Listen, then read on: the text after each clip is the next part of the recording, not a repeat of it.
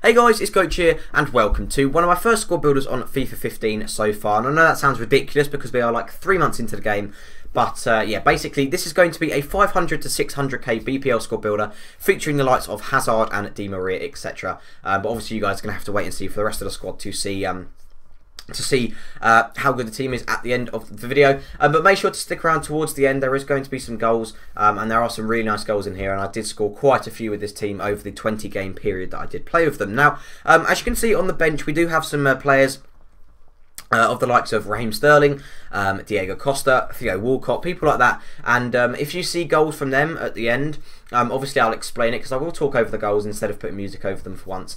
But yeah, if you see goals from them, that is because they are on the bench, and I did bring them off the bench, and sometimes also did start some of them in the 20 games I did play. But as you can see, first off in goal we do have Thibaut Courtois, who in my opinion is the best goalkeeper I've used on the game. I've used most of the goalkeepers, I just haven't really used Neuer. I haven't used Neuer or Cech, who I think are the other two highest rated goalkeepers on the game. I've used Lloris, and he was pretty good, but no one is at the level of Courtois. Obviously he still gets beaten at the near post quite a lot, but most of the goalkeepers do because it's so easy to score, and you'll see in the goals at the end how many goals I do score from the near post area. The two centre backs are going to be Gary Cahill and Koscielny. I did swap out Koscielny with Rojo quite a lot, but I believe Gary Cahill played in all of the games we played with the team. He is my favourite centre back on the game by far. He did score I think 3 or 4 goals. You won't see them in the clips because I don't particularly like to show headers, but he did score 3 or 4 goals from corners, and is just an awesome centre-back, to be fair, just absolutely incredible.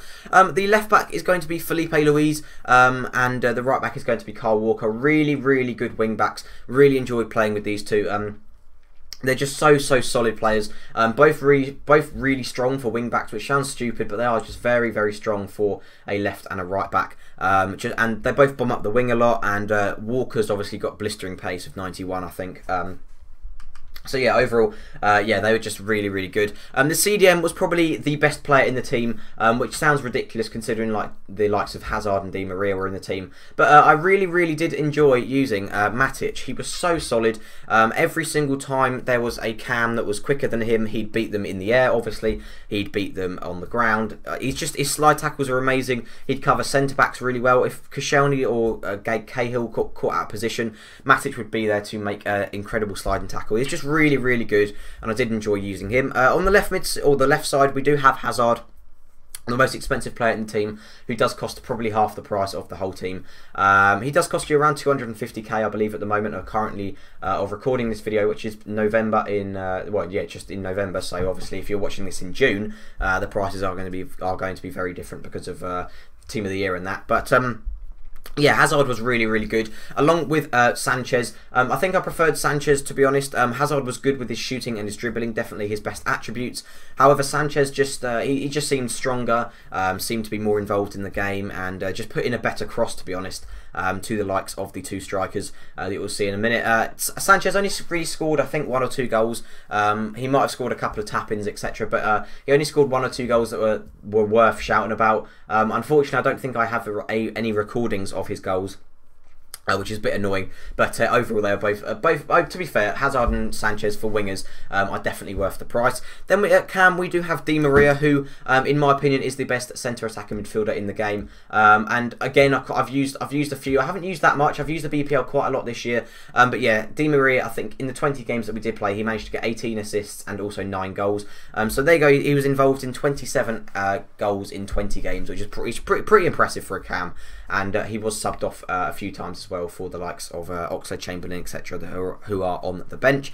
Now it comes to the two strikers. We have Diego Costa and we also have Sturridge. Now they are quite different strikers in the fact that Sturridge is faster, a better dribbler, and obviously Costa has the finishing and the strength. But overall, together they are just really, really solid players.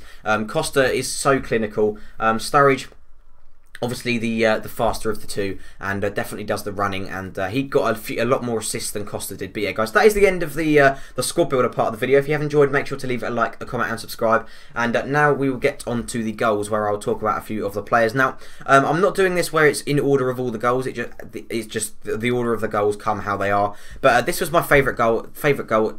Just typically really nice team goal, finished off by Hazard.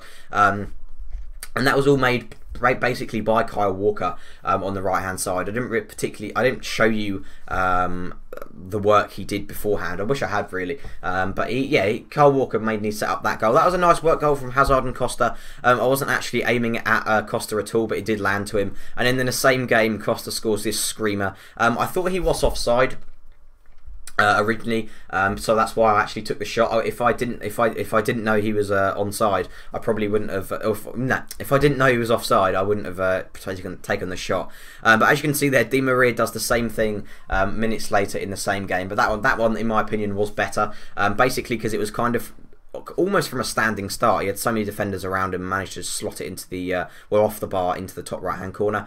This is really nice work from Sturridge here, setting up Balotelli, and there's one of those near post finesse shots. They are so overpowered, and I don't think I've played a game of FIFA this year without scoring one of those goals or without conceding one of those goals. It's just ridiculous. But there's an idea of Di Maria's ability to be able to just control the ball, dribble it, get away from the defenders, and then manage to put it away. But then, as you can see, this is more of a sweaty goal, but it's just one of the just such a nice goal, and just shows how Costa and Sturridge link up really well. If you can't afford Costa, definitely go out and buy Balotelli. I think you'll see. Well, you've already seen a goal from him.